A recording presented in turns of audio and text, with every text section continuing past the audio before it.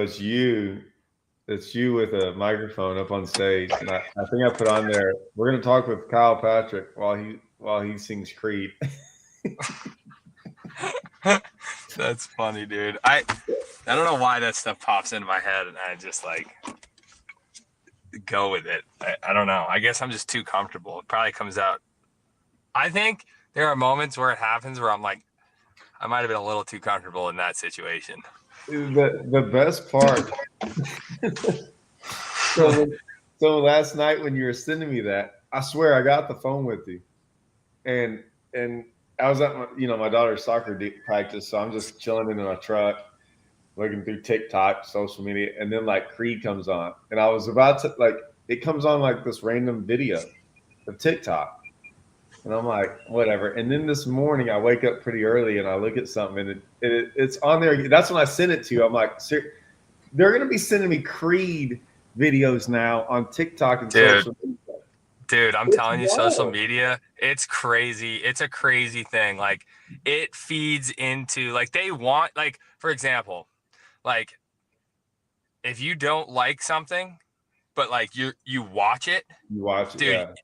You're screwed. Like, it's like, for example, like, if you like a hater on something, like, live scope or whatever, dude, you'll get live scope footage in every one of your, and it just feeds like the anger, and like that's why people are so wild on social.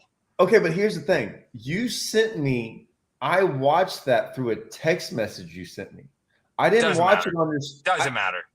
I know, but that's when I'm like, you do realize that. Dude, you're gonna get like, remember how we were going like this and the balloons were coming on the screen? Yeah, peace. Dude, I was doing it on, this is StreamYard. I was on a Bass U deal just like an hour ago. And I like pointed up like this and the balloons came. So it might have been me. I thought you did that. I thought it was cool. Look.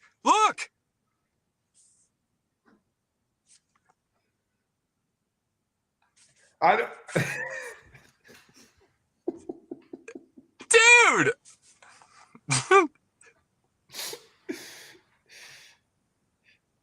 Is it just your phone? I don't know. Listen. Look, party. They're gonna think we're idiots. Dude, this can't be. You don't know about them gestures? Like, I know, like, but see, it doesn't happen all the time. See, yeah, yeah, but you tried to do it last night and you couldn't do it. It was only on my phone. It was. And you don't think they're watching us and feeding into the algorithm 100? But I don't understand the two. I don't understand that. It's not going to do it because it's peace. Yeah, no, but why is that balloons? I don't know. But I'm not on my phone. I'm on my computer, so it's not going to do that. But so here's the funny part. So last night we were talking about perspective mode, and I was going, wouldn't it be cool if perspective mode? And I was like, just showed one of the angles, and that's why I was showing Kyle. I was like, if it just showed, so it has how many cones does it kind of have when it shows that? How many of those pie cups? Oh, it's got I don't know, like five? I have to look at it. Yeah, five or six. I was like, wouldn't it be cool if it just showed one? And when I did it, like balloons popped up, and I was looking at him, and you were looking at me, and I was like, and then and then I kept on doing it, and it kept doing it, and then Kyle tried it, and it would not work. And so then this morning something happened, and you sent me something, and I was like, oh, was he jacking with me last night? Was he the one doing it? I realized it wasn't. Yeah. No, that's it's, I'm telling you, they're listening and they're feeding. Like, you're going to get, next time you go through TikTok, you're going to get some random dude that's explaining what all the gestures you can do to like make, like, it Instagram or TikTok or whatever you'll be swiping and will come up and it'll be like, have you ever wondered like what those things are and you're going to be like, dude, it's wild. It's freaky. It's freaky. I'm not okay. If you scroll through those videos, okay, and you can leave this up to your imagination. All I'm going to say is, if you're going, there will be sometimes you like take about 3 seconds to figure out what you're looking at. Yeah. I am very quick sometimes. If I hear something or see something, I'm instantly like, Yeah. I instantly like get out of that as quick as possible. It's not anything bad or any drop. I'm just saying I don't want it. I don't want that to all of a sudden start popping up. I can leave that up to 100%. y'all's thought of what that might be. I'm not going to say what it is.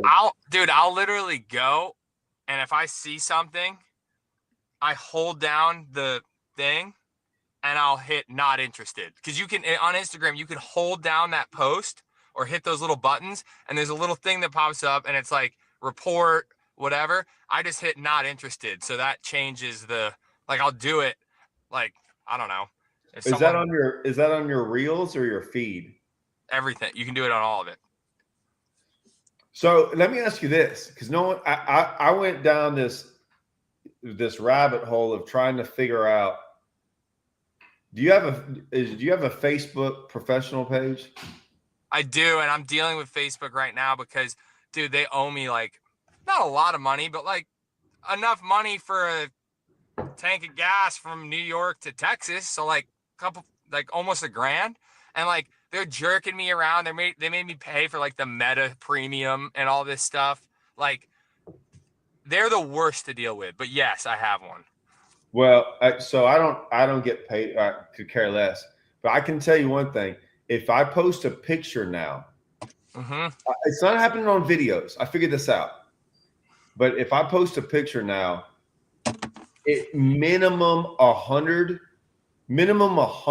fake accounts pop up. Oh, dude, yeah, the fake accounts are out of control. And they'll be like, "How are you?" They'll comment. They'll be like, "How are you, sweetheart?" And I'm like, well, mine are all from overseas, like India and Asian ones and stuff. And I keep on like, if you delete them, I swear like 50 more pop up.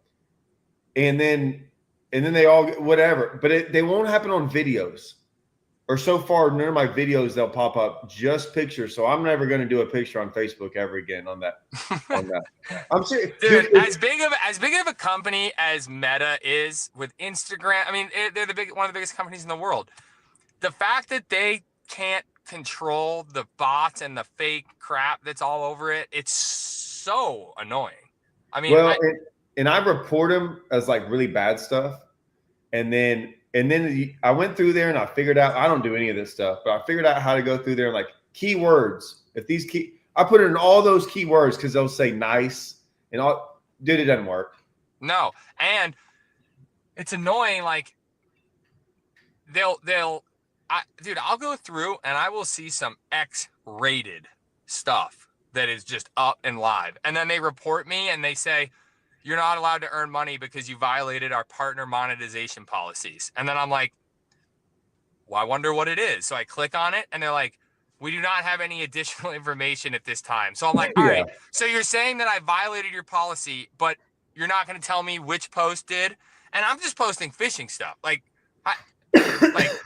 keywords like hook. Like they might like flag that as like dangerous. And I get so frustrated by it. I don't even want to talk about it. Yeah. So annoying. Well, I didn't plan on talking about this. It just got into the whole thing. Listen, okay. You're on your phone, like, makes me so mad. I like that one. That one's not good. That one's good, I mean.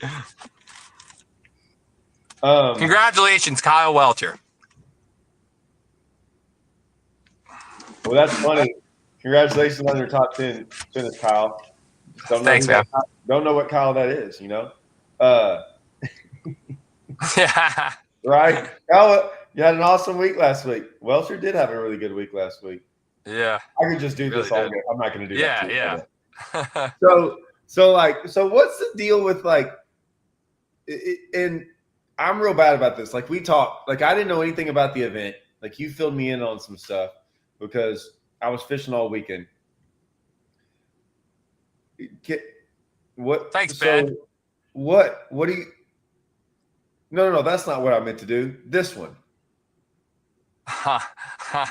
Yeah, yeah, yeah. Well, hey, I got improv. That was like I was literally falling asleep, and yeah, I think he's talking about Bass After Dark. I mean, it is Bass After Dark, so you never know what happens there. But I was in my bed, and they were like, "Come on the show for a second or whatever," and I was like, "Okay." So I just answered, and I was just in my bed, and like I pulled the covers up to here, and then Brian was like, "Someone said they'll Venmo you $100 if you show us a nipple." So like, I was like, "Nah, I ain't showing any nipples." And then right when I logged off, I was like, "That's probably what he's talking about." What, like, Uh, are those podcasts, like, are they podcasts or what are they? Who does them? so it's Ken Duke and Okay. Brian the Carpenter and Oh, okay. I know those yeah, guys. it's a really intriguing podcast. I'll watch it when I'm driving sometimes, just because they touch on things that's not touched on in most I podcasts. thought, yeah, I like them. I thought you were, I thought it was more, is Bass doing stuff? Is it Oh, just Mercer or is Bass doing semi no, slash they're interviews? doing two things, like the TMZ with Zona and uh, Sanders. That's Uh, different than I think. that's different. I think That's Merce their is own doing. It's thing. called officially unofficial Yeah. or yeah, officially unofficial. That's a pretty good one too. Like they kind of go a little bit deeper into like, I guess not the drama, but like I don't want to say drama, but they just go deeper into like the stuff that's happening. I think. I, there's some of that stuff I just leave alone. Yeah. And I Yeah. don't know, like, what's weird, like, it's hard to explain why I leave certain things alone. Um, I know a lot about some certain stuff. I just, some of the stuff I choose not to comment on ever. Me too. And it's not because I'm too close to it. Sometimes I'll tell you one of the reasons. I know how the public will react to certain things before it goes there. Mm-hmm. And would you agree that a lot of times in those situations, the public is like so clueless to what's going on that That you don't I even don't. want to bring it up because it's just Right. annoying. Yeah. Yeah, Yeah. because then you're gonna have to go into real deep stuff, And and you then don't you're want gonna to. and then what would happen? So for me, it would be like this. It'd be an incident in 2025, okay, and I'd be like, well, okay, but that that kind of stems from all this stuff that y'all don't even understand about, y'all don't know about, and then from there, it's like, was this the first time? I'm like, no, it happened like over the last 10 years over here. Well, I never heard about it. I'm like, I know, but all of us know about it. And we could go on about, and I don't know everything, but I know, and what I mean by that is I know incidences like it, and they were, so much of the stuff in the past was so swept under the rug that people would be shocked about. And so, like, when it's happening today, none of us are shocked about any of this stuff because I'm like, I knew about all this stuff happened every year, all the time. They just didn't report on it. And I said, the only difference now is the only reason that they report on it now. I don't care what anyone says, anyone. The only reason any of this is being reported on is because if they don't, they now know someone else will. Like, Yes. it's the same thing. Like with what happened with like Joe Rogan and podcast and like the news. The news wanted to show what they wanted to show. Podcast came along like, we'll show this. And then it's just like I think even for podcasts, it took a while for people to be like, oh shoot, these guys, you might not like who's doing the podcast. You might not like any of that. But a lot of those podcasts told the truth. Yeah. And you're like, and a lot of people don't like the truth. They So, don't. They don't. So many people don't like the truth. So And I I think, just, yeah. Yeah, I just kind of know how some of it's going to go, and I'm just like, and a lot of it, I wouldn't say doesn't affect me. It's just like it's not a lot of it doesn't ever affect. What affects me, no, it doesn't affect me. What makes me mad, this is the one thing that makes me mad of all the fishing, of all of it. Be number one. I think I can say this, right? It's the number one thing. It's the number one thing that pisses me off. Credit given to anglers that I don't think should be given credit. That's my number one beef with fishing. I've never said that out loud. I think that's it. My number one beef with fishing is anglers giving credit to things that I think if people knew, you'd be like, oh, he won that event that way. That's not a for me personally. I just look at some of those wins as like not as I could look at a fourth place finish and be like, that's a lot better finish than the guy who won because of how he did it. And I think it was more him that did it. It wasn't. And I'm not talking about the elites I'm talking about it in the team event. I'm talking about a BFL, all of it. On the flip side of that, though, what bugs me even more is when people don't give enough credit to like the haters. That bugs me too, equally as much, because like it comes from a lack of knowledge and understanding of bass fishing.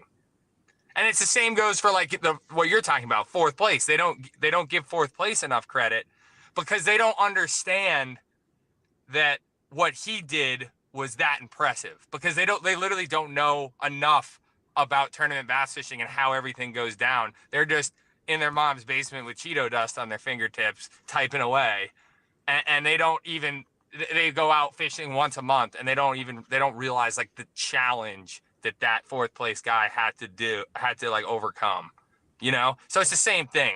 You're saying the same thing that I'm saying, basically credit given to people versus it goes both ways. It goes both ways. So the problem with it is if I talk about this one situation, well, I've talked about, I know big tournaments that were won off 100% off spots that these people didn't find, things like that, right? And so, and I don't think a lot of these people, and I always have to say this again, because a lot of times people instantly go to the elites, BPT, all that stuff. I'm like, guys, half the time I'm talking about stuff, I'm talking about some local event that I know of, right? Yeah. Because I don't know what happens on Smith Lake on a Saturday in May, right?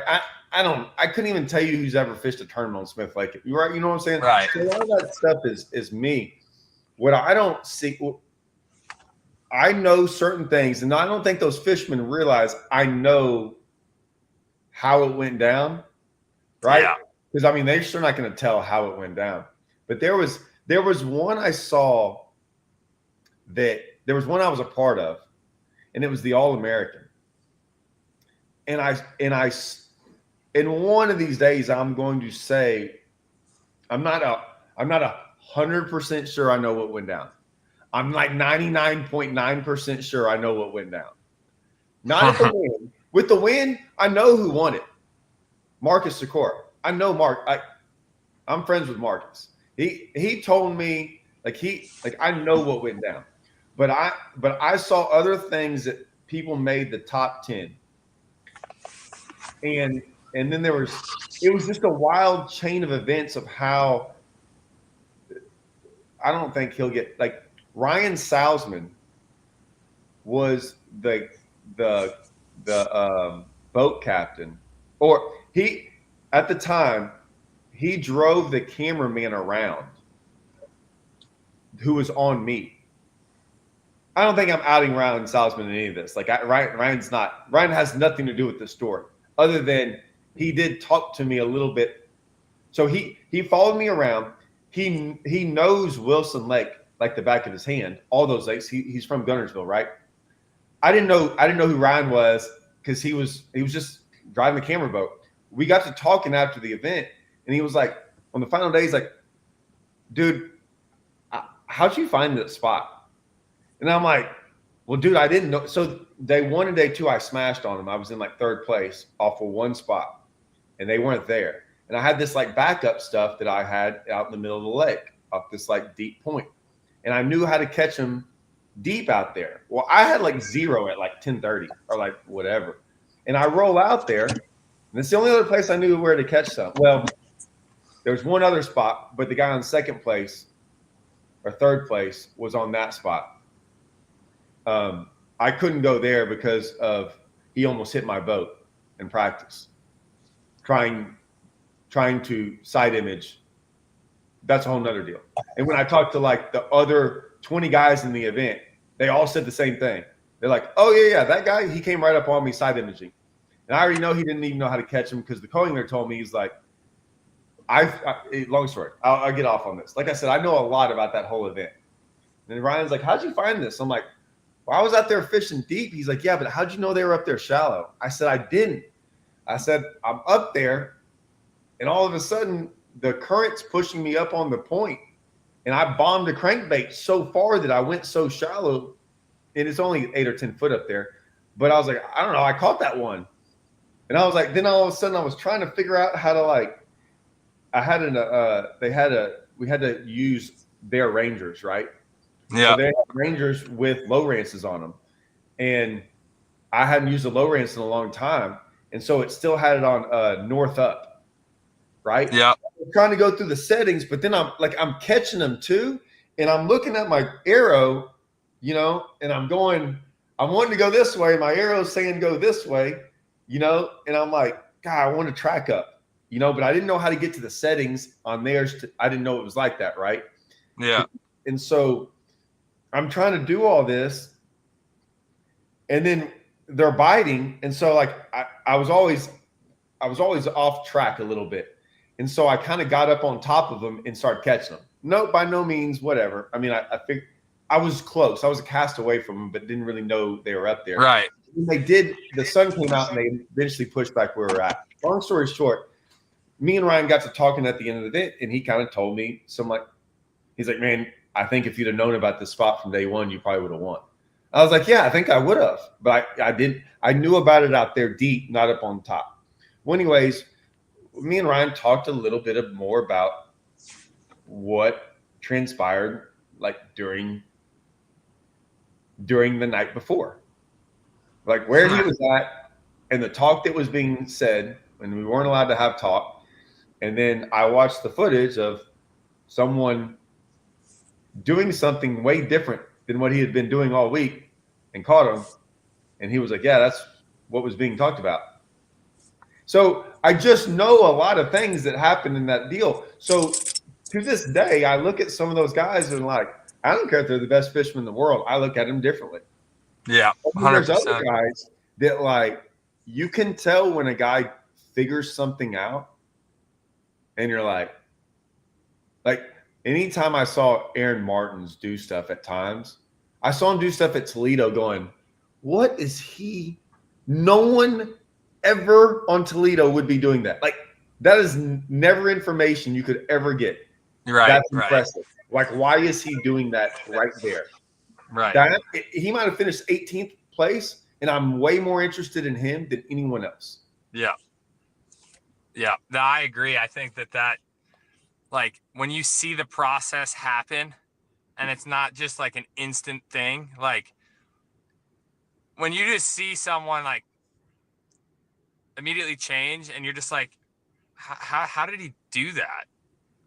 That's where the red flag goes off. But when you actually see the process happen, that's when it's intriguing, because you're like, okay, he did this, then he did this, then he caught that fish, and then he, moved areas and like, because he knew that there was, more grass stretches on those points, like way in the back or whatever, and he caught them. That's cool. Versus like some guys like throwing, fish in the bank and then runs like randomly like all the way up this, and he could have found that in practice, but it's definitely a different. Well, it's different.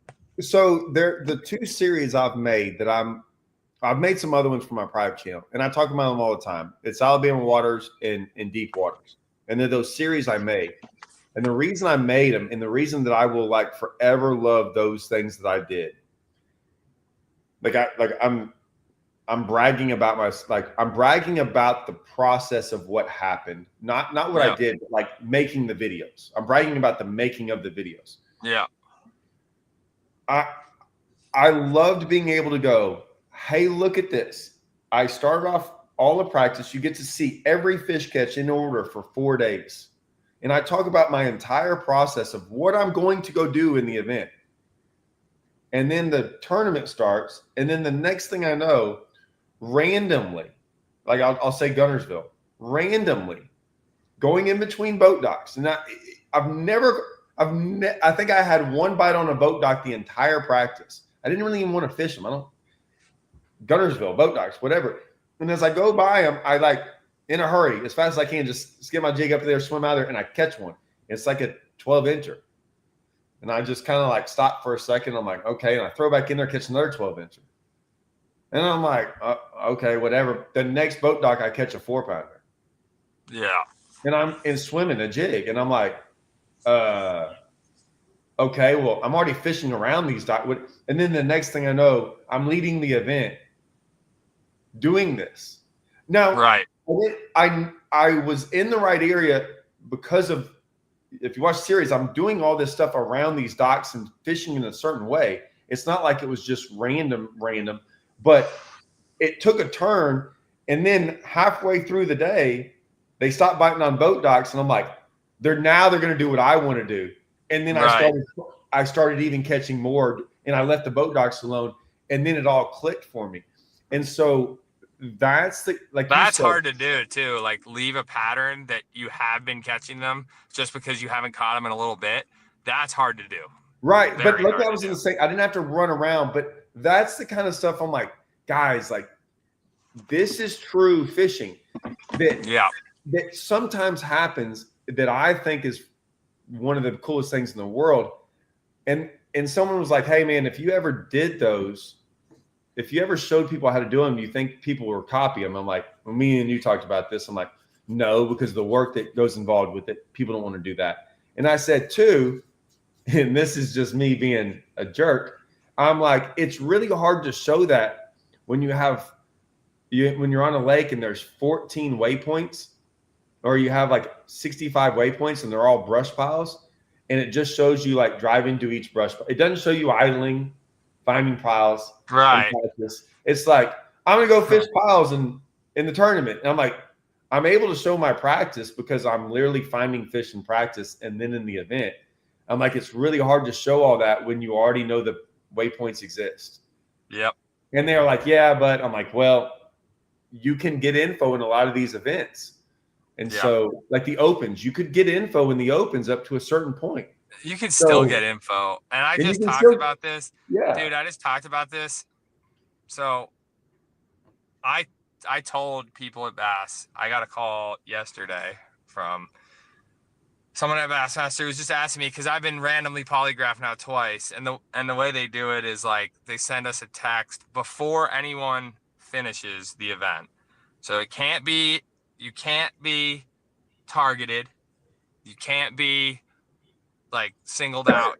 It's literally, okay, whoever finishes 40th, 28th, and 15th, you're going to have a random polygraph. And you don't know where you're going to finish. So, like, it's totally random. And then top 10, they're like, this event, they're like 7th and 10th. And if we get a polygraph. And I finished like 31st at Okeechobee, so I got that polygraph. And then this one, I'm like, I'm going to finish 10th and get another polygraph. And I joke, I'm like, Lisa, I promise you I will get polygraphed 5 or 6 times this year.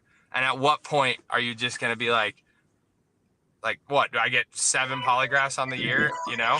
And, but anyway, to the opens thing, I'm like, how can you expect not kids, I can't say that, but how can you expect new anglers to this sport who have basically been taught a certain way to fish that may not be 100% legal all the time, to make the elites and then not still do that? I said, I think for Bass's sake, it's more important to have polygraphs in the opens than it is the elites, because you teach, and it's both. It should be in both, but you teach that that's not okay. Like, we're polygraphing. I said there should be 5 polygraphs each open, just like there is on the elites. 3 in the top 45, 2 in the top 10. Now, okay, watch this. I'm gonna play devil's advocate with you. I am bad about rules now, and let me clarify this. I don't read too much of the rules when it comes to the tournaments we fish, because I've fished. I'm going to look it up one day. I'm probably close to 700 to 800 tournaments in my lifetime now. Okay, easily. I would say of those, they're all the same. Like, I know the rules. Right? Like, Yeah. okay. Right. Okay. Right. So now the one rule I really pay attention to now. So like, we just fished an Outlaw Outdoors tournament this past weekend. They have, I know these rules perfectly, right? I call the tournament directors up just to make sure. They have a no info rule from Monday to Friday from anyone for anything whatsoever, no matter what it is. Bass Champs has the same Monday through Friday rule. How do they police that though, Todd? Well, it doesn't matter. Well, I'm gonna get on. I'll get into that. They also have a rule that you can't get information from anyone that's been on the lake that time. Okay. Yeah. I know the rules in the opens, or I don't know them great because I'm not fishing this year. I don't know the rules of the info. So, and I don't even know y'all's rule that much because I'm not fishing y'all's. Like, I don't pay attention to y'all's. Here's what I'll say. When I was younger, and I was starting, so you said younger guys, and I give them 0 pass, 0, and here's why. It doesn't. Yeah, that's what I'm saying. It doesn't matter, younger, older. Everyone can read. But you made a comment that is true. They have been taught a certain way. My thing was this: when I was younger, I sat around and I read every one of those rules. Yeah, but here's what you're forgetting. Here's what you're forgetting. I don't care. They didn't have no. What? This is important. They didn't have the competition and the like pressure to be like famous. Screw that. No. That matters, dude. When you're in high school and you're competing in a 200 boat high school tournament, you want. That's like the dumbest. Kyle, that's the dumbest thing in fishing is when I hear, if you ain't cheating, you ain't trying. That's like saying, no. That's not what I'm saying. You missed my point. Okay. That's not what I'm saying. What I'm saying is there's more hype around high school and college fishing now than there was ever. Like when I grew up, even me, I'm 28. Even that generation, 28. Dude, if you cheated in one of my club tournaments, I would have gotten beat to a pulp by the older guys. You know what happened in my high school and college tournaments that I fished? You had high school and college tournaments? I guess I'm from the north. Of course not. I was fishing against older guys, like grown men. Me too. Trust me. Me too.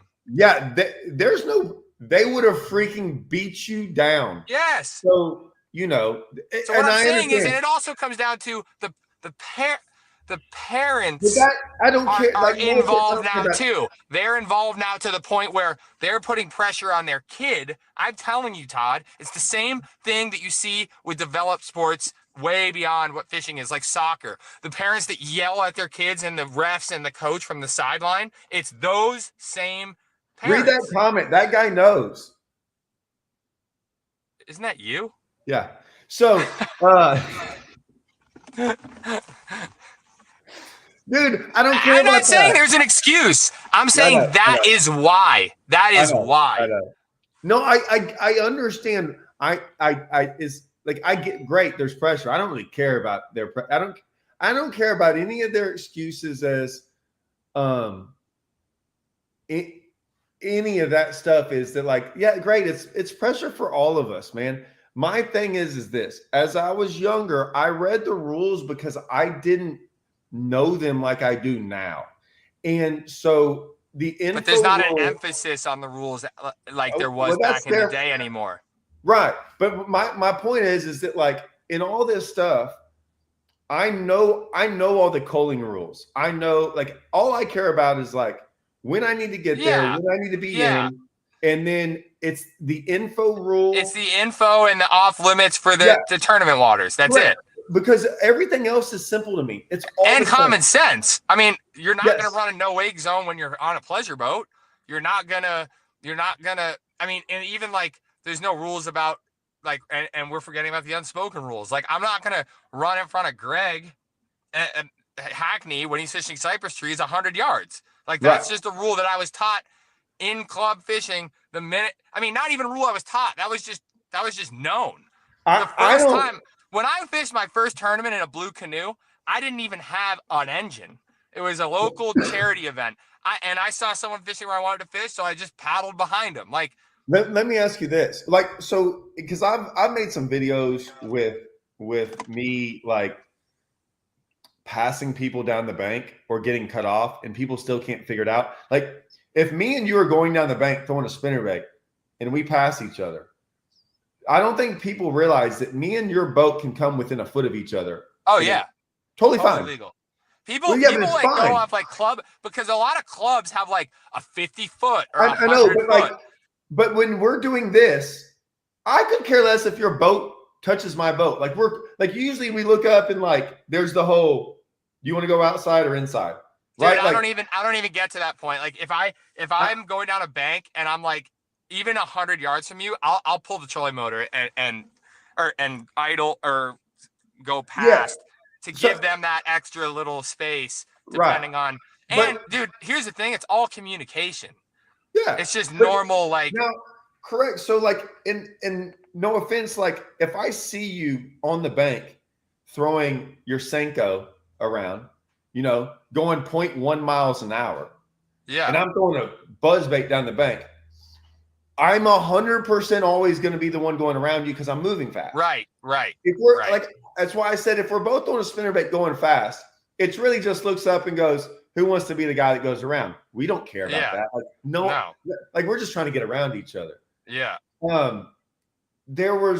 There's things that happen that, like, so you know that, like, I can judge someone. Like, me and Russell do it all the time. I'm like, oh, that guy's fishing slow. Like, so, or a lot of times, you know, I said, Russell, what happened? He goes, that guy was turned going that way. And so we pulled up behind him and now he's wanting to turn. And I'm like, hey man, like, he should have turned before we did that to let me know. Cause a lot of times when you're going that way, you're like, cool, I don't want to cut in front of you. I don't mind fishing behind you, behind your wall. Stuff like that. Dude, I fished the tournament on Ross Barnett. Yeah, I fished the tournament on Ross Barnett, to your point about the gosh, why am I blanking on his name? Good dude from Texas. We were fishing the same offshore Little Rock thing on a current break. And I'm not kidding when I say that his co-angler and my co-angler literally high-fived. My co-angler caught a fish. Well, that's how close we were. They literally high-fived.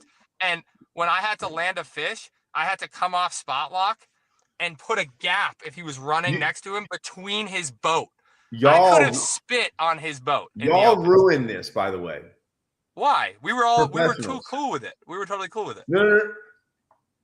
Yes, professionals have ruined that, though. Y'all ruined that. Y'all. I'm saying y'all, not me. Y'all. Why? Because that's not that. Y'all all know each other, right? So there are times when, like, Lee Livesey and I at Murray on that point together. Okay, but y'all know each other, and there are times when y'all are okay with that, right? But y'all, like, if I'm rooming with guys in a Toyota, not that we've ever done that, but, and I've always talked about the one time it almost happened. Like, Luke Duncan waved me over, and he's like, come on. And I tried for like 2 casts, and I didn't like it. I was like, I don't like this. Let me go 0 on my own. And then I caught like the biggest bag of the event that day. Yeah. Like, I went away and he's like, are you kidding me, Todd? But that's one scenario. My scenario is we both found the same stiff. We got onto it together. Okay. I'm not saying y'all are wrong for what y'all are doing. The problem is everyone looks up to y'all and sees what y'all do and thinks it's okay. So now I'm sitting here on a lake and some dude comes that I have no idea who they are and they come up and I go, don't buy it. I don't buy it. "Oh, No. oh no, No. What I'm saying is that's not us. That's just him. But That's not. You don't look at that and go, "Oh, that means I could just roll up on some random guy on a point." No. 100% it does. Ask people. They have no idea that y'all have communicated all this and done all this stuff. I'm telling you, it happens. How? Because we are not privileged. We don't see all this. Kyle, we see, especially now with y'all's freaking footage of about 3 minutes of y'all's fish catch, and it goes back to commentating. It doesn't show all that, Kyle. But you can't argue with me. Everyone in the comments will freaking say this. It's okay with y'all, and it's okay that y'all have done it. But these other people see that, and they think, I've heard them. I've seen comments. I'm telling you that a lot of people think it's okay. And my first comment is, this ain't the elites. We don't do this on this slate. This doesn't happen anywhere. You want to know where it happens, and you see it all the time? This is crazy. High school events. Yeah, you do. 5 and 6. One team will find some fish, and you will see 4 or 5 boats all next to each other, all throwing in the same fish. They are taught that. I'm not saying they're taught it by y'all. I'm just telling you, you could be one of my best friends in a team event. Dude, I'm freaking pointing at you. Go see. But none of my friends would ever do. Like, we don't do that. Yeah. I'm just telling you, that's what you would get. So then, like, do you think that the new elite polygraph situation is going to translate down to the opens and like maybe even lower events? So you asked me, how do you police it? So there's always some things that I'm like, well, what if people do this? And Russell's always like, well, how would you police it? I'm like, how would you police any rule? DQ. How do you police any rule? How do you police the life jacket rule? In any event, and not saying y'all's event, think team events. Every rule in the rules. It's hard at low. It's hard at like I know, but level. Every single rule you can't enforce to it. You can enforce it. What I'm saying is you can't physically enforce any of those rules because it's all happening out of sight. And that's just what fishing is, right? So that's fine. And that's why I'm saying I think at least in the opens, lie detector tests should be commonplace. Yeah, I mean, they polygraph in all of our events. Dude, how is it any different? That they're like, oh well, it's $100,000 and a blue trophy. I'm like, bro, when I was in the opens, I'll say it like this. Let me tell you something. I'll say it like this. In the opens, you could argue that your finish matters more than on the elite series if you're trying to make the elites and do it as a career. Yeah. So, and yeah, sure, maybe only 50 or 60 grand to win, but that it's not about the money that the lie detector, tests like are a thing. It's because of what's on the line from like a sponsor standpoint, from, obviously a money standpoint, but then a point standpoint. I just think that it needs to happen at that level. I really do. Well, and I think Bass will get there. I'm not throwing shade at Bassmaster by any means. I think it'll get there, but I think it needs to happen sooner rather than later with what's going on. The lie detector tests have always been a tough one because they can't be held up in court. And I'll be honest with you, so many of people don't realize this, man. When you can't hold them up in court, okay, and you get guys out there that are very, and I'm thinking of certain individuals right now as I'm saying this, that I know are doing this. I mean, they go get a lawyer and they start to threaten and sue. And so many of these organizations don't want to have to deal with this. And instead of DQing them, they get asked not to fish again. They get withdrawn from the event, like some BS stuff. Because I will be honest with you, y'all get caught cheating in an event. If you want to see cheating / whatever, it's a DQ. At a local level, once you're accused of cheating or get caught, you're done. I know. You're done. Like, you don't get second chances. Now, there's variations of that cheating based on what we call breaking a rule. If you're breaking a rule, you can kind of get a reprieve by some people. And what I mean by breaking a rule that gives you like a crazy advantage, right? If you're caught cheating, like something that has to have fished, like, dude, you've got to move out of the state. Like you're done. Yeah. Now that's not happening in y'all's events. I get that. Well, I think it did happen. Like, I forget the event. It happened like 30, 20. I can't remember. Someone will remember it. They bring it up where the guy actually was cheating in a professional style event. But it's always going to happen this way, and it's fine. But you know, I don't get the comment. So I want to know what he means by that. Get your fish on. Hearing and watching professional anglers do crazy crap, and they do the same thing. What? I don't. So like, fishing close to each other, is that what he's alluding to? All kinds of. So here's the thing. Take me and you out of it. So like, I didn't grow up watching professional fishing in the same degree I think it is now, where you see like stuff. Like, we saw TV shows. We saw what they wanted you to see. Okay. So like what we would see now, like, take the event you just fished. They would have put Kyle Welcher catching some fish. They would have shown highlights of you. Oh, Kyle's making a comeback, and they'd show you catch a fish. Like, they would keep the suspense going. Now that it wouldn't have been a very good one, because there would have been zero.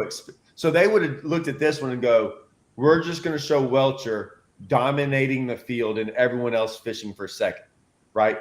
So they would have done it that way. And that's all you would have seen.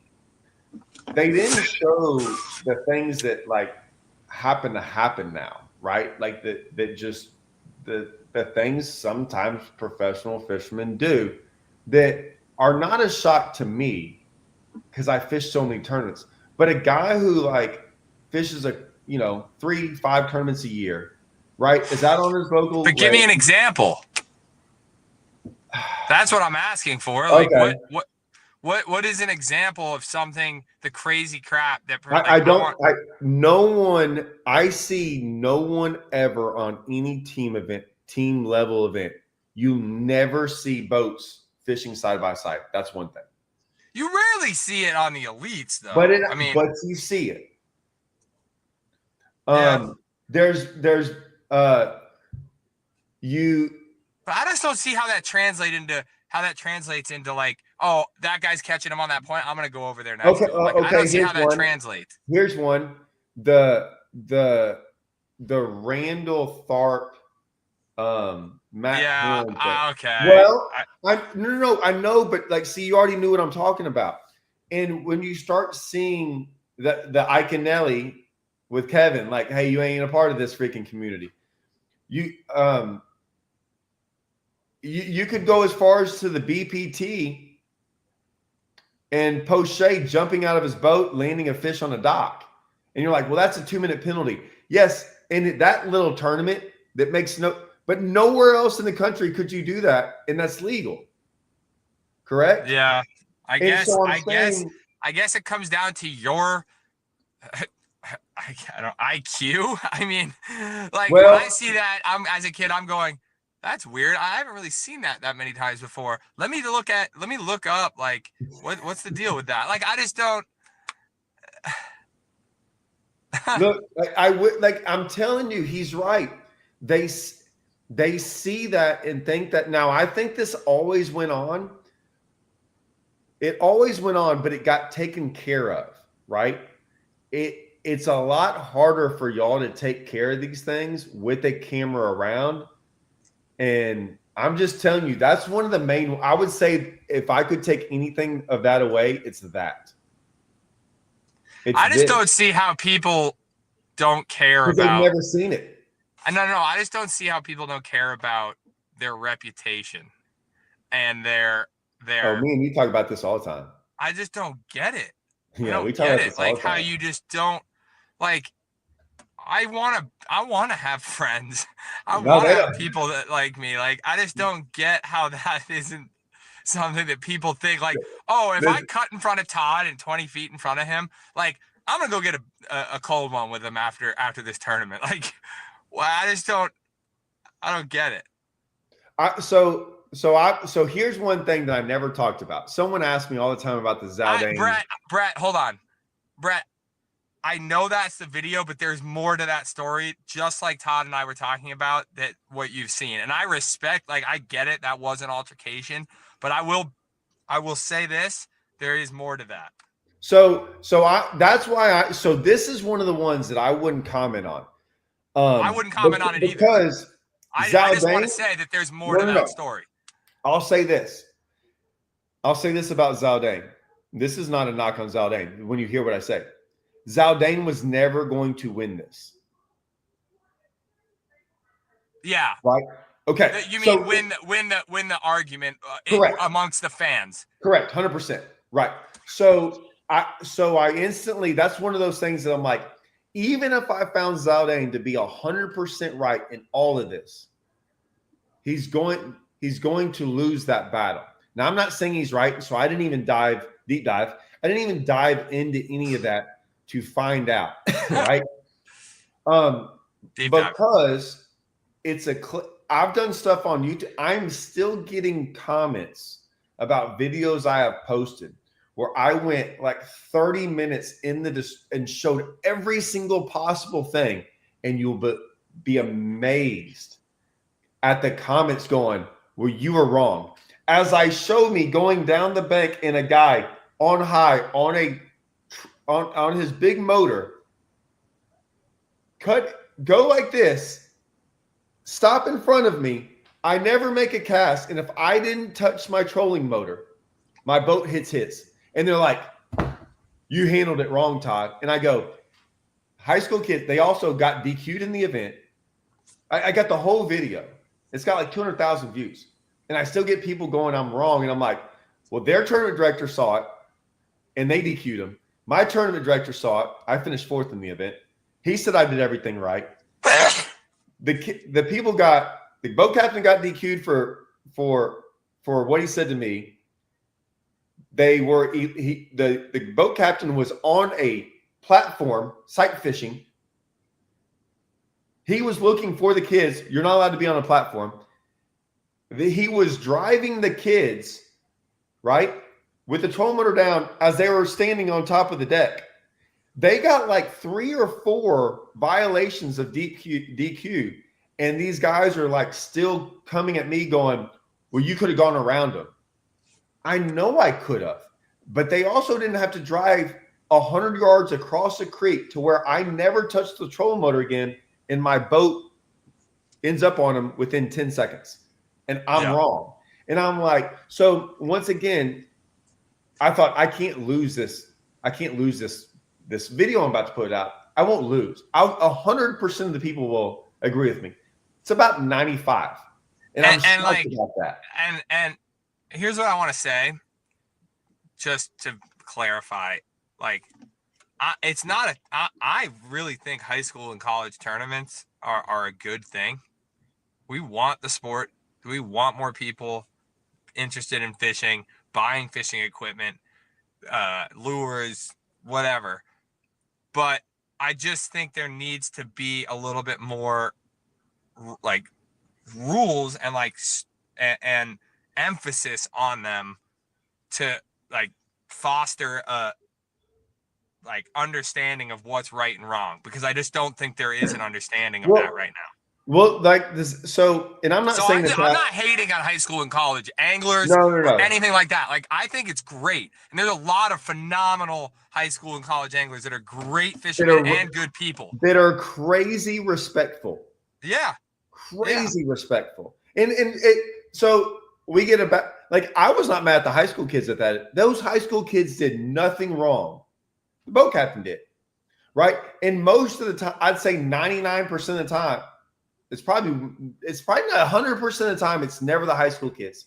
It's the boat captain. So it's not their fault, right? Or the parents. Or the parents. It's the same thing. Yeah. Yeah. Zaldane in this instant, where he messed up was this. He had to have known And I don't know, but he had to have known that it was going to turn out badly because of the optics of it all. What happens with, like, there's times where we know, like, we're in practice, right? Like, so what happened to me at the All-American, when I saw what was going on in practice and I saw the guy idle from nowhere, from like in the middle of the lake to me, come up to me and U-turn, beep, beep.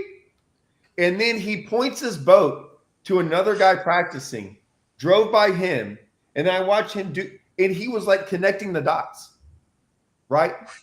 And then I talked to the co-angler. Now, when he was driving next to me and I saw him coming from a long ways away, I was on this long extended point.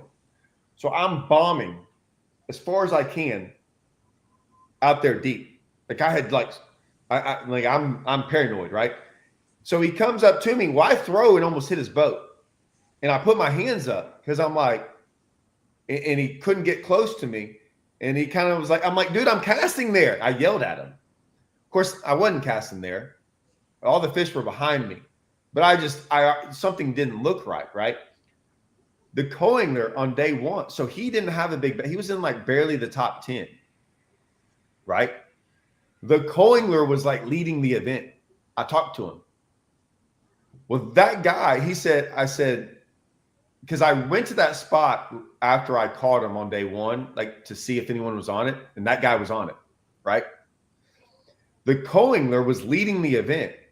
And let me guess. The guy literally was fishing where you were casting, and the co-angler was fishing where the fish actually were. The co-angler smashed him, okay? And so the co-angler's like, yeah. Because you said I'm casting there, so he wanted to cast there, and the co-angler was casting over there. So I already know, like, so I already knew all this, right? So he does that. Co-angler smashes on him. The next day, he has like second biggest bag of the event. The boater did, because he found out where he needed to. He eventually turned his boat and started casting where the co-angler did, but he still didn't have as much as the co-angler. Co-angler's like, dude, I was crushing him. So, because I went and talked to him, and he was like, yeah, that guy had no idea. And we were talking back and forth. Of course, my buddies are giving me crap when the video came out, because he's like, that guy beat you, Todd? He doesn't even know how to reel. And I'm like, dude, I don't even get into it. Well, if I had rolled up on him on day 3, which I didn't, I wasn't even going to, whatever, I'd have looked bad, right? Because no one would have known the whole backstory. That's all I'll say. I'm not saying there was a backstory with Zaldane. I have no clue. But so many times, these events are more than one day or in practice or whatever, and you see a boat that looks suspicious or does something weird, and you're watching it, and then you see him there on day 2, right? Fishing differently than what he was doing on day 1. And sure, you know what I'm saying? And so if I had known, this is all make-believe, but if that same boat that Zaldane got mad at, right, was over there on another point and been watching me for 2 days, and then shows up there on day 3 with Bass Live on or whatever is happening, and then wants to start commenting, I've been fishing here my whole life. Dude, like, okay, so you're a fisherman and you understand what he's trying to do. I'm not sticking up for Zaldane. I don't know how he reacted. This is a great example. There's always more to the maybe not this incident. Look, there's more to stories than people realize. Don't you agree? That people have no clue. Dude, has been going on for days. So there's a video I posted of a shiner fisherman mauling them in front of me. And so I posted it, and it's funny because I'm just like, oh my God, they're catching so many big ones on the shiners right in front of me. This is at Okeechobee. I saw that video. Okay, dude, the guy that was guiding, and I was like, hey, do you mind if I fish this point right here? I know you're smashing here. I'm trying to fish out here. And the way the camera angle looked was like, I was kind of moving this way, and the shiner fisherman was just sitting on this point. I was like, I'm going to cast over here. He's like, that's fine. We're casting here. It got like 2 million views on Facebook, dude. 2 million.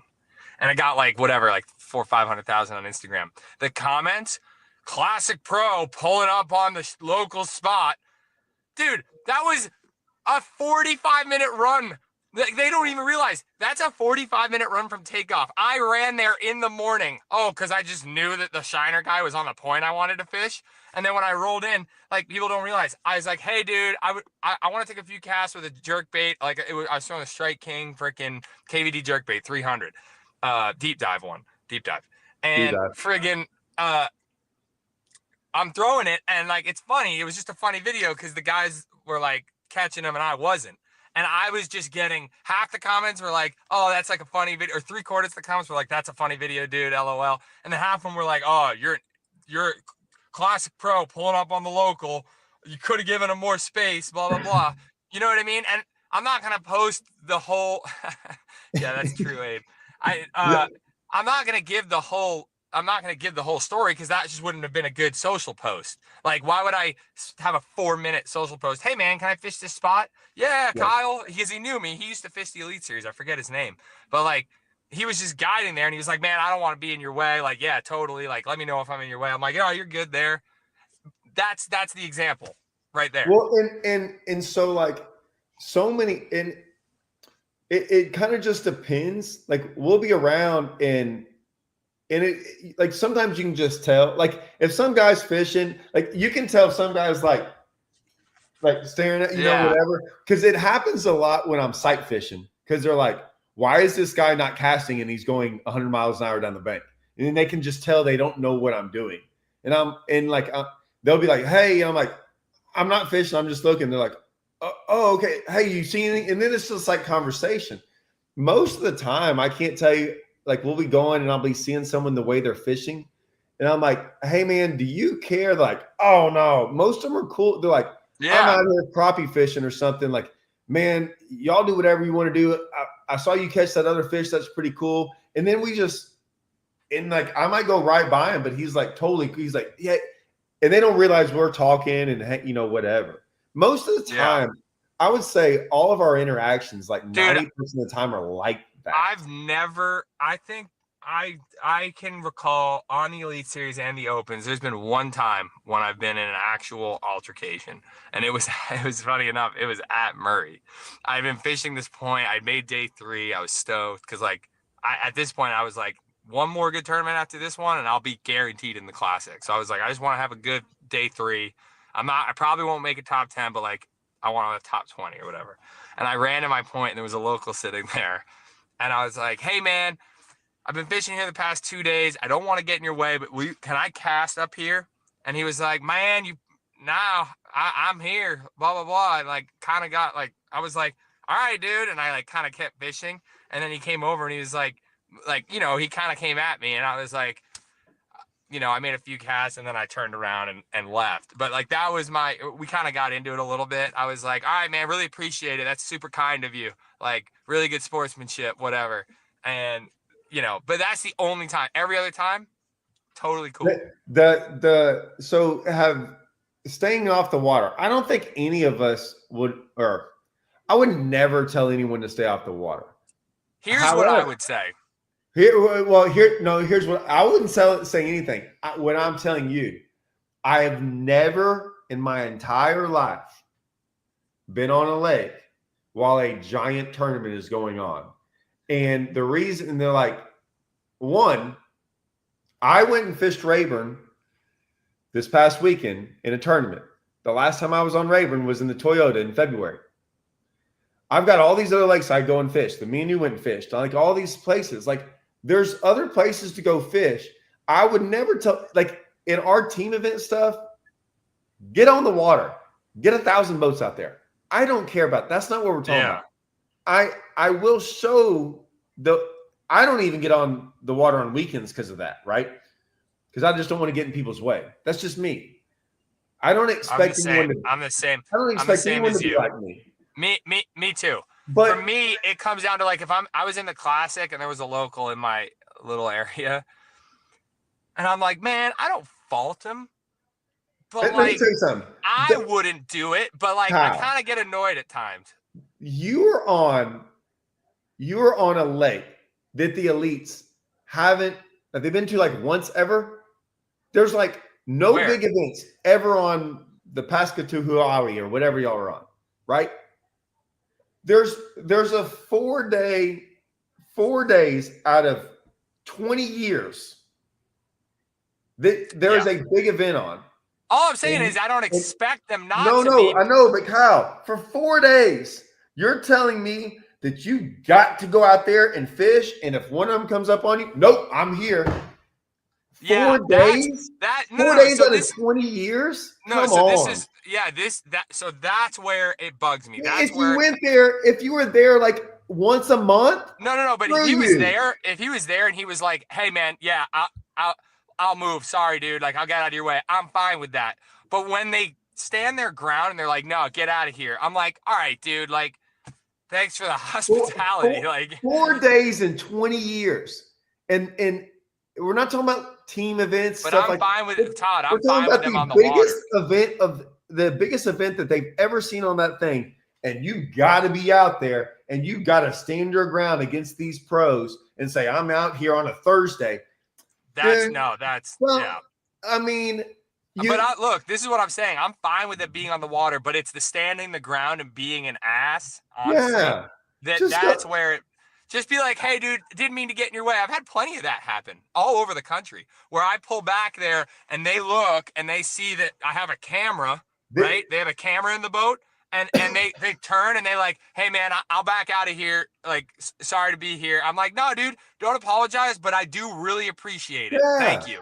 Yeah. Yeah, we're not telling you, but see, like this guy, I'm with you. That one, we're talking about the St. Lawrence River, which is massive, and so like he said, he's like, man, I'll just go wherever. That like if I was on Rayburn, I would do the same thing. Like if I had to go practice.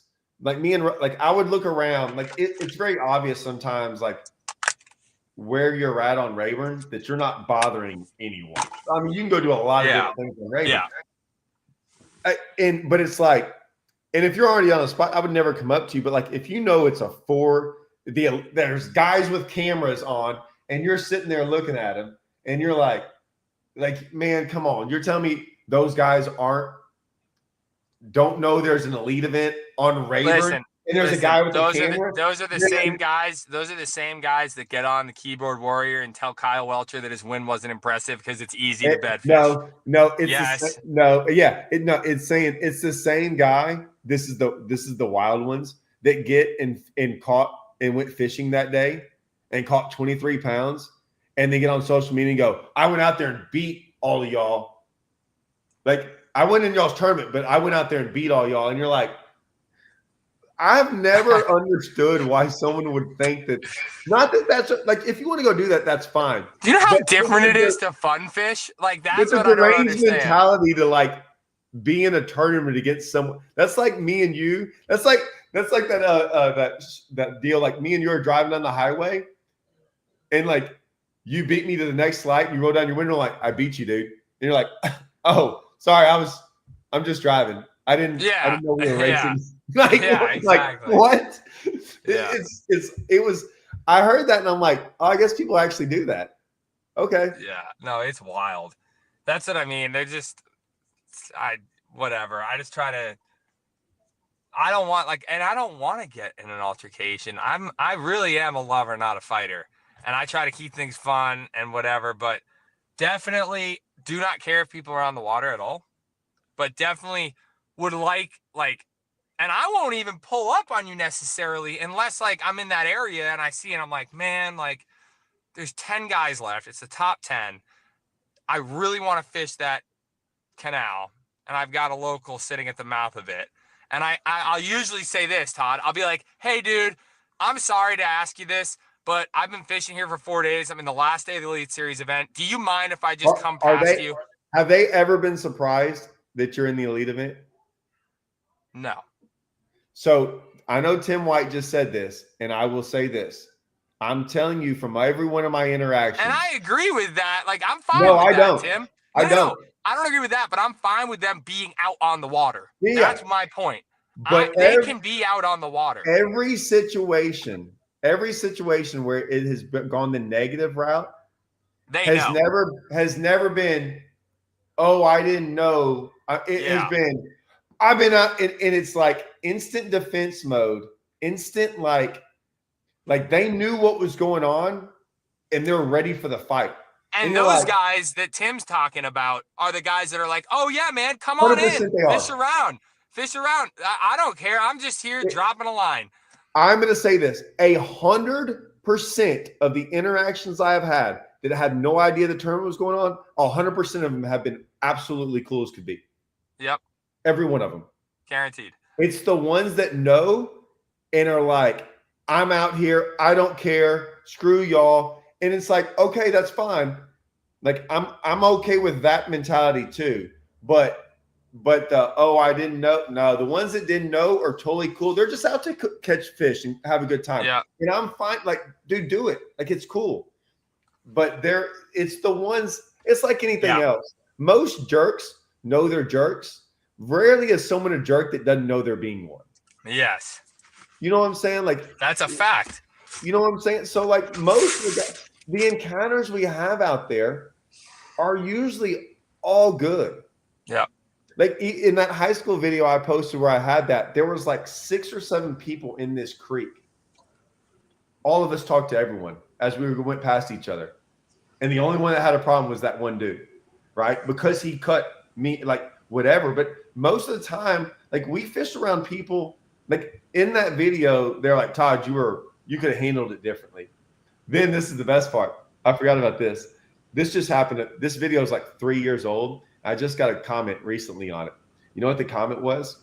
This is the best. So in the video, which I'm sure people didn't watch all the way through, I purposely showed every other interaction I had that day because we were fishing. There was a high school event with like 300 people. We had 165 in ours or something. And it was Texoma. So it was crowded as can be everywhere you went. So I got into probably 10 other interactions that day. And I showed every one of them. Talking with people, hey, man, you got them today? High school kids. Yeah, man. Oh, you started over there? Yeah. Just talking. We were just talking to everyone, right? Everyone was cool except one group. And so at the end of the day, these 2 kids were in this event, and I was set up on one, and I was trying to catch number 5, and they were over there. And there was like a 5-pounder there and something else. And I'm talking to him, and he's on, like, there's the walkways, like the you could get under the walkway, but there are like 2 walkways over. So I'm sight fishing, they're sight fishing, so we're kind of close, but not really because of the walkways. Like I couldn't even hardly get to where he's at. So we're both fishing and we're just talking because we're there trying to catch both sight fish. So we're talking blah blah blah, and I eventually catch one. And I catch it. And he's like, dude, you caught that fish? He's like, how'd you catch it? I'm like, oh, I didn't really know where he was going. He's like, dude, we sat on that fish for like an hour. And I was like, all right, well, look. And so I said, man. And so I stopped during the tournament and gave him like a 2 or 3 minute little sight fishing tutorial, right? Guy on YouTube. Now, these are some like high school, like freshmen, sophomores, right? And I cut out what I told them, right?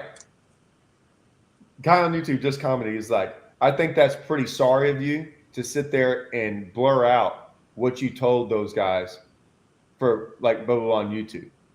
And I wrote back, those are high school kids. No offense. What I said to them is for them and them only. It's not for you. But I was just like, he was mad that I told some kids that were super respectful, super nice. That was a conversation between me and them. I was not going to share that on the internet. Yeah. And this guy got mad that I wouldn't share my conversation with some young kids. And I was going, no, that was for them.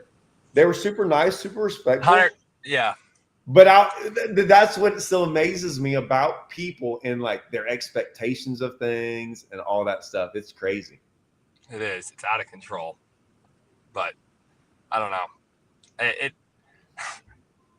I'm really curious about the next 2 years. That's what I'm curious about. It seems like the sport, because it seems like the sport just changes, like the whole, like, okay, 5 years ago, we weren't talking about anything we're talking about today. Maybe the interactions on the water. Interactions on the water, nothing else. Yep. That's it. So like, I just want to know where it's going, and like, I think 2 more years we're gonna see some stuff happen, and I'm just curious about that. So I'm real bad. Like I am. I'm not. I'm not. Is proud. Is proud a bad thing? Being proud. Being proud of your kid is not a proud thing. Being proud of what I'm. Being proud of what I'm about to You mean say. you're being too proud? Is that what you're talking about? Okay, so I am proud of the way I interact with some people on the internet within comments. Like, Yeah. I get super excited. I get a kick out of like commenting back to people who are jerks. Like, maybe there's a little screw loose with me that I like that, right? Like, Me too. Me too. because and my wife hates it. Hates it. So many people are like, Todd, why don't you just leave it alone? And I'm like, I'm not on their social media doing it. Like, I'm not doing that. I've never in my entire life left anything remote to being ugly. Like, if I relieve something, which is almost never, it's a positive, like, hey, good job. But I'm never going to probably comment on your social media ever. Yeah, I know. Because I'm going to call you and say, hey, good job. Or, hey, da-da-da. So I wouldn't do that. The negative stuff cracks me up, and I like to go in on it, and I don't get that much of it. But I had one, and I know he's a troll. I don't know whether or not I should give up who he is, because I don't like giving them the whatever. But there is one on, it might have been, I'll have to look at it. Might have been my last one where it was the Kyle Welcher thing. Anyways, of course, he starts saying that, he attacks me a little personally about how, like, why should we take advice from you, from a guy who came in, like, all he does is come in second. And so I loved it, which was good, because, no offense, I'm like, oh, I get to oh, here it is. Which tournament is which? You gotta love when a guy thinks his tournament credentials make him an experienced biologist. And then he talks, and I go in on him, and dude, he gets so mad that, like, because all I do is use what they say against themselves. And I went in on him because I started talking about all the tournaments that I've done good in and won. And then he changed his tune on that. Well, that doesn't matter. Dude, I love it. I'm not gonna lie, I love it. I enjoy it so much. I can't really do it because I know it's so much fun for me. Like, I like face-to-face interactions, because then you're not taking things out of context at all. Text and social media, like, that's why it gets so heated, because one person says something and then one person might just reply to it with a different point of view, and then that person that originally posted replies to that in, like, kind of a jab, and then it's just a cycle. Well, like, but this guy, like, I can tell when they're being like a prick, right? And so that's when I go in on them, and it's so much fun. Like, I have a blast because of doing all this, because you got to realize they're doing it. They comment on stuff because they're kind of like emotional about it. And I'm commenting back because it's hilarious to me. No matter what I say, they got to, like, I'm not offended. So, like, I love when I say stuff that makes no sense to their comment. Like, it doesn't even make sense to what they're saying. And then it, like, flusters them, because I'm like, I do all kinds of weird stuff. And, like, I think guys in my comments like it, because, like, they like when I troll them, because I troll those people, because I'm like, you do realize I don't really care, but I'll play along in this game. Yeah, I'll play along, because, like, a lot of this stuff was when Welcher won, and the best is, like, I'll bring up stuff not realizing guys will go, oh, this must have been about this video. you must have seen so-and-so's video. I'm like, I don't know. I don't watch that guy. Or no, I didn't. They're like, what? It must be. I'm like, no, you got to realize these people are so easy. I already know the videos they're going to make before they make them. Yeah. And some guy was like, well, it just sounds like you're just spitting out a bunch of things. And I went back and listened to this guy's video, and he said a whole bunch of stuff, but it was all just his own feelings. And that's usually what those guys are. They get into their feelings with no actual like common sense. It's just, this is wrong. Yeah. It's like the guy that says forward-facing sonar is wrong. I have zero problem with that guy saying that. If he says forward-facing sonar, I hate forward-facing sonar, and I don't think it should be allowed in professional fishing. To me, that comment is perfectly okay. Perfectly okay. Because it's his opinion. Correct. And opinions aren't wrong. Your own opinion is never wrong. If you don't like something, Kyle, I can't tell you you're wrong. No, you don't like it. It's fine. Yeah. Now, if I said forward-facing sonar is wrong, it should not be allowed in tournaments. And it's because when you catch a fish on forward-facing sonar, that fish dies. And you're killing the fish. So now you go into exactly. Yeah. What? Yes. That's when I'll jump in and go, no, your opinion first was fine. But now you're stating something that is a lie. Yes. That is not the truth. So some of these guys that stand on their ground, if they just gave their opinion on why they don't like it, but then they can't try to make it into something that it's not. Right. That's where I start jumping in and I'm like, whoa, hold on. I'm fine with you not liking it. It's just okay, but don't be bringing up stuff that you think is happening, but it's not. But that's your only way to get the point across, because you have to find something that it's hurting, but it's not really hurting anyone. Like forward-facing sonar is not really. It might be hurting things within the industry. It might be hurting participation. It might be hurting some of those things. But there's other things it's not hurting, but like, if you jump on that, right? Yeah, 100%. There's guys in tournaments. I just had a conversation about this with. I'm not going to bring up who it was. There was guys in tournaments that didn't go to a certain event, a Toyota event on Kentucky Lake, right? They didn't go to that event. Now, I heard the real reason they didn't go, which I've been trying not to make a video about this because I want to freaking light them up. The water was muddy and dirty and blah, blah, blah, and they didn't think they could scope. And they told people that. They told people, I'm backing out of this event because I know I can't scope, which makes me want to absolutely go off on videos on that. Now, they didn't tell the tournament director that. Man, it's pretty rough. Like, it's kind of dangerous down there. I'm worried about the weather. I'm worried about my safety. See, that's where I get mad, because they bring that up because they know once they bring up safety, trigger words, right, it's kind of hard to tell someone that it's not right. But like I said, there's always more to the story. And so, yeah, that's the kind of, like, they knew what to bring up to where they can get their out, right? Yeah, that's crazy. Trust me. That video I want to make so bad. Why don't you?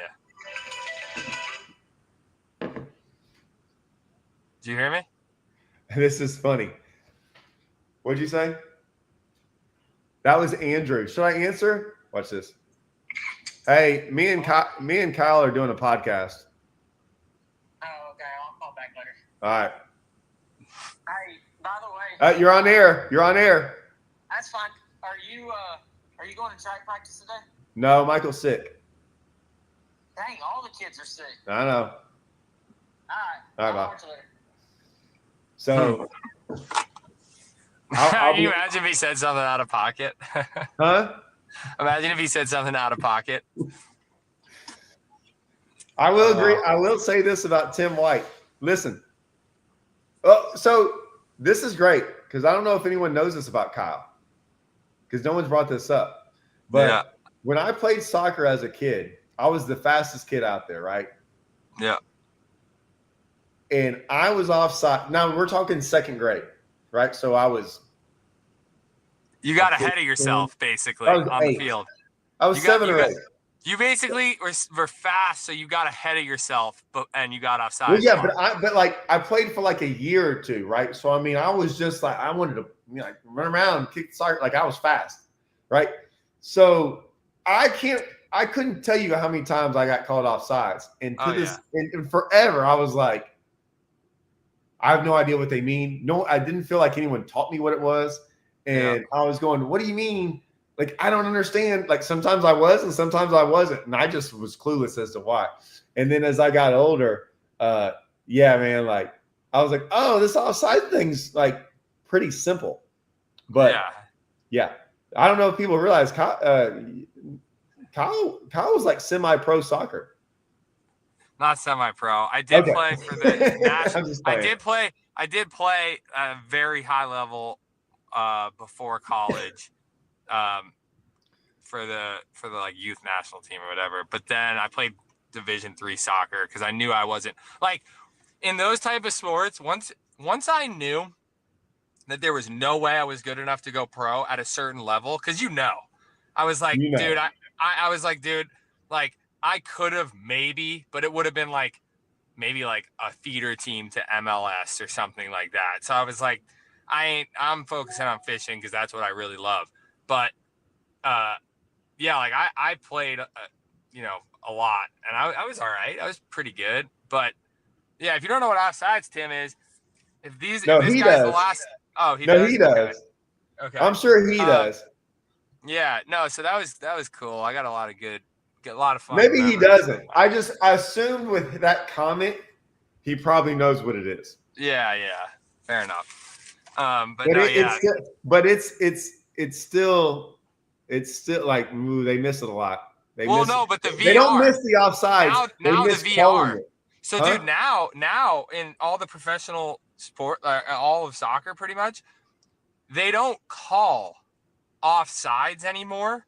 They just let it play out. And now with VAR, they just review the goal in real time and determine if it's offsides or not. So, like, no one ever stops now. It used to be like you go through. The whistle blows, you're done. You stop, everything stops. But like now, they're like the offsides rule is only after the fact, which is kind of interesting. Let me tell you something, by the way. East Texas, I grew up in Houston.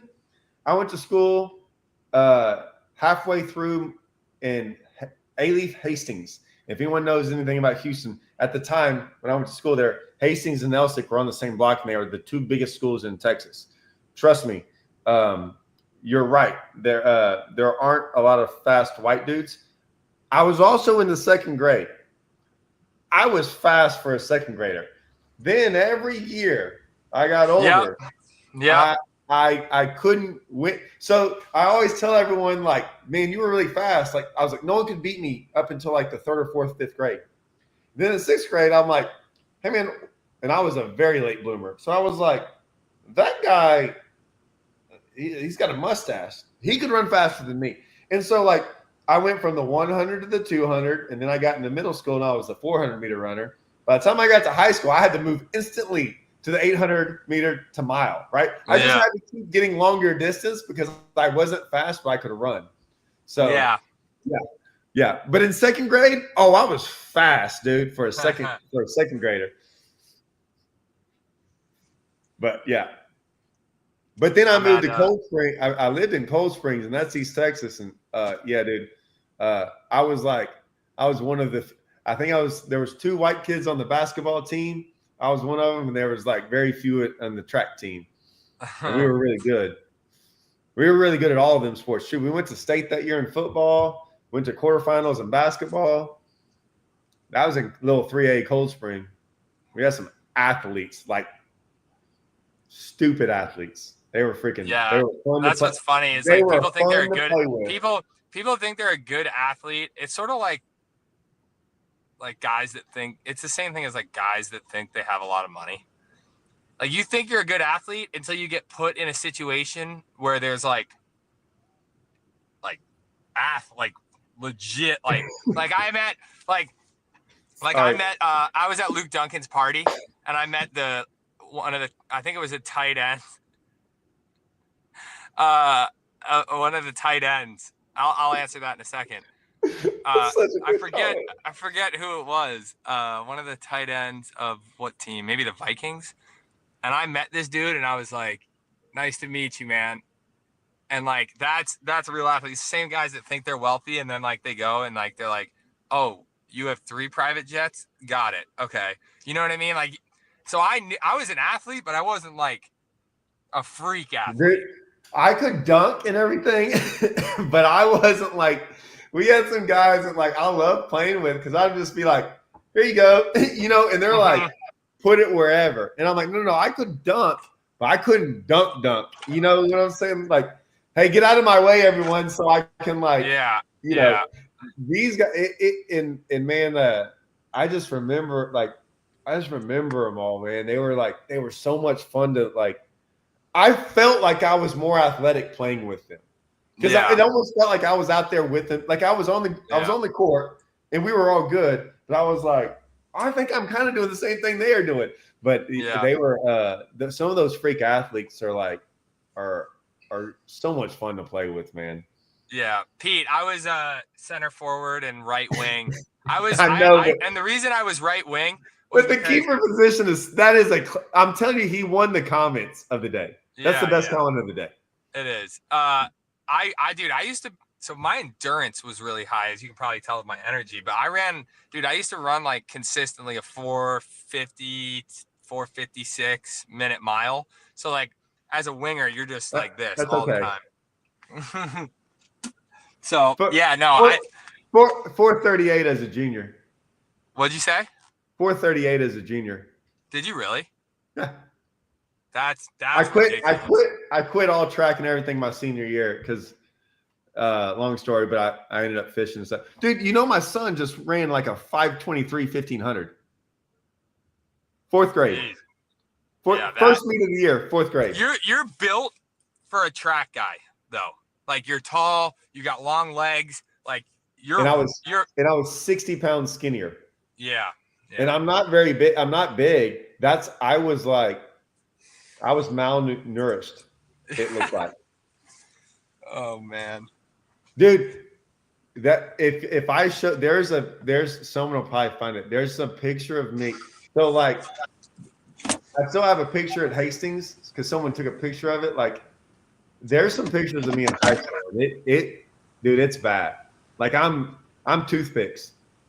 Wow. Dude, even when I met my wife, I was 164 in college. I wasn't in college, or I was in college, but like at 25 or 26, she quit playing volleyball. I don't know why she was with me because she was like this freaking jacked up, crazy athlete. I mean, I was good at stuff, but anyway, she started GA and as a strength coach and later became a strength coach. So I got in like with the coaches, like her head coach, me and him are still like cool as can be. But I started showing up at the gym. I thought I knew what working out was until I started working out with those guys. I mean, they're coaching college athletes, but besides that, they're just one, they all have freaking masters. So they're all extremely smart. They're not like I don't want to make fun of anyone, but they're not like, these musclehead, whatever. They're big dudes, but they got there because they were freaking smart in like lifting. Like they know all the mechanical, like they know everything. It's insane when you talk to them. Like my wife is insane when she explains things on that level of like speed. Yeah. She coached Olympic athletes and stuff like that. So I started working out with them, and it was like within 6 months, I'm 40 pounds heavier and like strong. And I'm like, oh, okay, this is like working out. Yeah. And then 10 years later, I loved it. And what's funny is I never ran. And now I run every other day at track. Like I ran almost the entire track practice with the kids the other day. Cause I just like, I gotta start running and lifting. Now my kids are running and like Andrew's kid, Kane, is like he ran a 28-200 the other day, came in second in Houston. And so I was at practice and I'm like, hey man, I'm over there. Like Andrew's like, you're talking trash to my 10-year-old. I'm like, yeah, that's what I do. And so I'm like telling Kane, I'm like, man, I'll dust you in the 200. And he's over there telling me cap. And I'm like, all right. So now I'm a race. And when I think about it, I'm literally racing his 10-year-old. And he's freaking, like, I'm practicing for it because that's how fast he is. Like, he's like these kids are really fast. Like, Yeah. I thought I was fast. No, these kids are super. Like, watch Andrew's kid run. Crazy fast. But I'm like, yeah, now I got to go. And then there's another kid that can run like a 1-0 Decorian. They all spent the night at the house the other night. Decorian's like, he's like, well, I run like a 104, 400. And I'm like, all right, yeah. And so I got to go against him in that one now. So that's funny. That one scares me more than the 200. But I've been working out with him, so it gives me something to do. Because everyone's like, why are you doing that? I'm like, I got like 1 or 2 more years left before, like, it doesn't matter how fast I get, they'll always be faster than me. Yeah, yeah. So I'm like, I might as well talk trash to them now, and then when I know that they're good, like that they can be, I'll retire then. Yeah, I'm not gonna let them beat me. I'm gonna beat them until I know I can't, and then because I can see their times, I'm like, ooh, I can't beat that. So I figure I got 1 more year, and then I'll have to retire. Yeah, I gotta go put my keel guard on my boat, Todd. Yep, I gotta go do stuff. I'm sure I got something to do today. Well, hey, where's y'all's next event? Hartwell. When? Next week, practice starts. Thursday, tournament starts. So y'all go up there Sunday? Yeah, well, no, practice starts Sunday. I believe we have an off day, if I remember right. Good luck. Yeah, I'm excited. I'll probably talk to you before that. That's how much I know where y'all's events are at. I know. I mean, okay. Yeah. I don't know if we'll have time before that. No, we won't have time. I gotta let y'all know. Yesterday I said, hey man, me and Kyle were talking, and I'm like, hey, I don't know anything about what happened at the river. I want to have you on and do a podcast about like what went on. And so he was about to tell me, I'm like, don't tell me because I want to cover it all in the podcast. We can do one. Hour and 37 minutes in, we talked zero about the river. I know. I just now realized that. You know that, I right? know. Oh, yeah. I was waiting for it. And then I was like, I ain't forcing anything. Well, I don't never know where we're going with stuff. I totally wanted to talk to you about the river. I have no idea where we're going with stuff. Okay. Well, next time, yes. Like, let's focus on. We can do it. We can do it this week. I don't care. I'm gonna be in. I'm gonna have tons of time. Yeah, you want to? Sure. I'm gonna be doing a little work on the computer, getting this boat fixed up for the rest of the year, and I'm gonna be at soccer stuff all week, but like it's only in the evening time, so I have during the day. Okay. Next, if we will do it in a day or two, we're going to start off with the river, and it might be 30 minutes long, but we're only going to talk about the river. Yeah. Okay. Done. All right. See ya. Where are the balloons? There they are. Later. Hey.